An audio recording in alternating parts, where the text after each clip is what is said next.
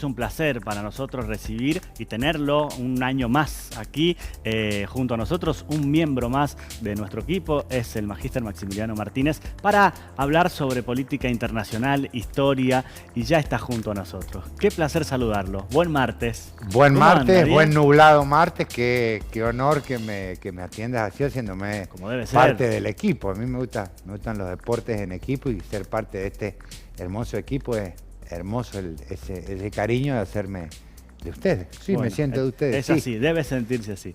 Bueno, Maxi, hoy vamos a hablar de Bielorrusia, ¿no? El disparador es lo que ha sucedido con estos periodistas que tienen una condena de 12 años de prisión.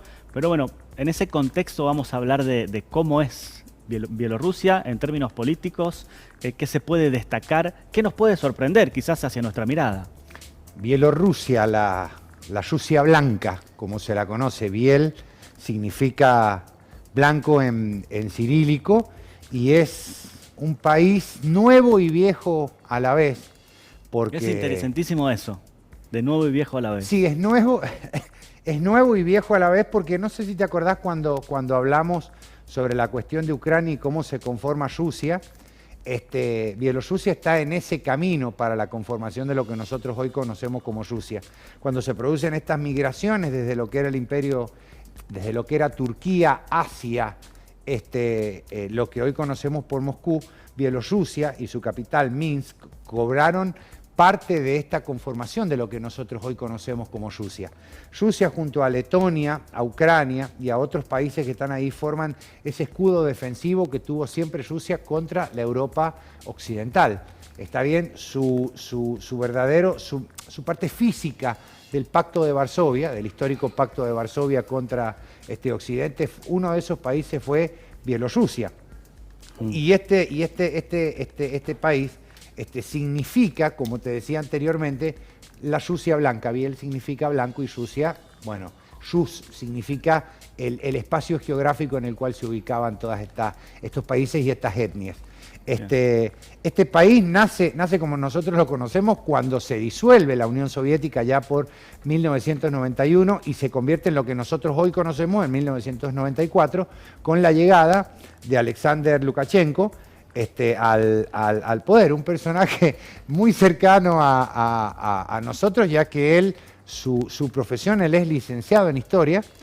Él es, tiene una tecnicatura o una especialización en cuestiones agrícolas, y fue campeón nacional de sambo, que es la lucha que inventan, el arte marcial que inventan los rusos, para defenderse. Es un personaje bastante controversial y extremadamente oscuro para la cuestión de Occidente y de Rusia.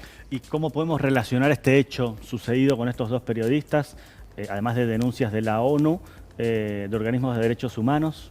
No solo dos periodistas, sino que hasta un premio Nobel de la Paz, una premio Nobel de la Paz, ha puesto en la palestra la figura de Lukashenko y de su política en el panorama internacional, por una razón muy compleja: el hecho de que la libertad de prensa en lo que actualmente es Bielorrusia está prácticamente prohibida desde las últimas elecciones, que valga la redundancia, lo eligen a él como presidente. Recordemos que está desde mediados de la década del 90, de 1994, hasta el día de hoy sin parar. ¿Está bien? En las elecciones, estas elecciones fueron complejas, pero fueron mucho más complejas las elecciones del 2006, donde el candidato que se postula como opositor prácticamente gana las elecciones, pero él se las hace perder, lo mete preso, lo golpean frente a las cámaras de televisión, y tuvo que estar 4 o 5 años preso y recién poder escaparse a Occidente. Esto ha llevado a que, obviamente, se visibilice por la cuestión de los dos periodistas que están presos. Claro. Pero estos atentados a los derechos humanos vienen desde hace muchísimo tiempo atrás. Las vejaciones sobre la cuestión de los derechos civiles de las mujeres, primeramente, porque esto ha sido importantísimo. Prácticamente las mujeres en Bielorrusia no tienen ningún derecho. La cuestión de la política sobre los trabajadores y los estudiantes universitarios ha sido terrorífica. Y ni hablar de cómo sobre esto, y sobre esto recae, el poder que tiene Bielorrusia sobre su ejército y principalmente sobre ese viejo ejército que perteneció en algún momento a la Unión Soviética. Ni hablar de lo que significan las cárceles en Bielorrusia, porque la geografía del país influye directamente para que los castigos sean terroríficos. Bielorrusia prácticamente es un país pantanoso, y el invierno que tiene es extremadamente crudo y el verano es extremadamente húmedo. Entonces las prisiones, que lo vemos en imágenes, son prácticamente geográficas más que prisiones como nosotros las entendemos hoy.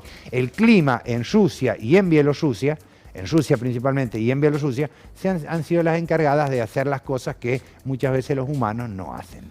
En cuanto a lo que se contextualiza en carácter de política internacional, las relaciones, bueno, además está decir que hay una situación de alienación, podemos decir, con Rusia, ¿en todo sentido o no? Desde siempre. Quizás Bielorrusia sea el país más fiel a Rusia y sea uno de los países más fieles a la ex Unión Soviética. Los negocios que lleva adelante Bielorrusia están relacionados directamente con Rusia hoy actualmente y con China.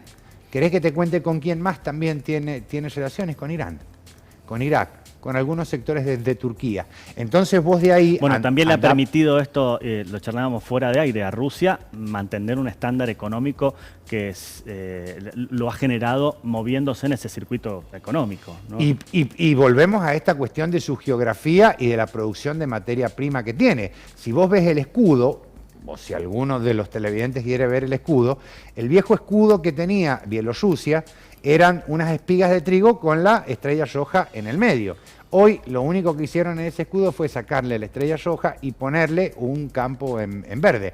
Entonces cuando vos ves eso, Bielorrusia podríamos decir que es la última república que mantiene una metafísica de la vieja ex Unión Soviética. Y es, como hablábamos con Carlos y como hablábamos con vos, la última dictadura de Europa.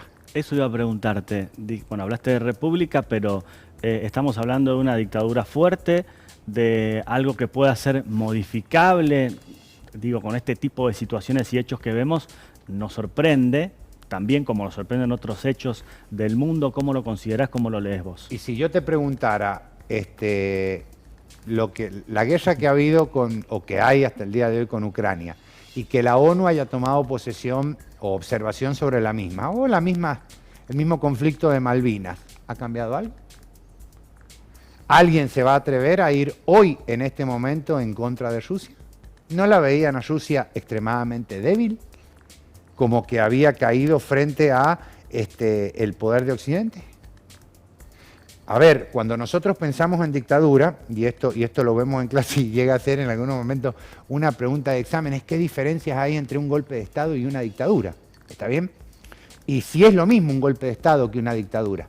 Entonces ahí aparecen ciertas cuestiones teóricas que vienen de la ciencia política y de la historia social, en el hecho de pensar que el golpe de Estado quizás sea la forma de tomar el poder y la dictadura sea la forma de mantenerse en el mismo. Entonces esto te lleva a pensar que no necesariamente yo puedo mantener una dictadura llegando a través de un golpe de Estado. Te lo demuestra Ucrania. Lukashenko, que llega al poder por elecciones democráticas y se mantiene hasta el día de hoy democráticamente, entre comillas, porque es elegido y siempre obtiene el 80% de los votos. Ha logrado obtener la mayor cantidad de apoyo político y ha logrado someter a casi todos los partidos políticos, hasta su propio partido político. Está bien, la asamblea de Bielorrusia está compuesta por un sistema parlamentario bicameral donde hay 110 representantes de los diferentes partidos políticos que existían. Hoy, el 80% de ese sistema bicameral parlamentario pertenece a hombres de Lukashenko que no tienen absolutamente nada que ver con ningún partido y que son nombres. Nada más. Tremendo. Entonces de ahí partí. A Bielorrusia se lo conoce como el país que no tiene salida al mar, uno de los pocos países de Europa que no tiene salida al mar, pero que tiene una salida hoy en día política justamente gracias a esta cuestión que ha tenido con la cuestión de los periodistas que están presos y que se les han dado 12 años de prisión. Lo que vos ves ahí, y de esos periodistas vistos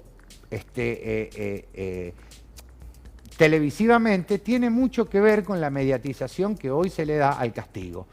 Recordemos lo que está pasando en algún país sudamericano y de ahí pensá cómo esto conforma un montón de cuestiones. Y cómo la ONU se fija en ciertos lugares y en otros no. Y cómo el castigo va sobre, es mucho más legítimo sobre ciertos sectores y no sobre otros sectores. Y la demonización que existe en muchos Sin lugar casos, a dudas.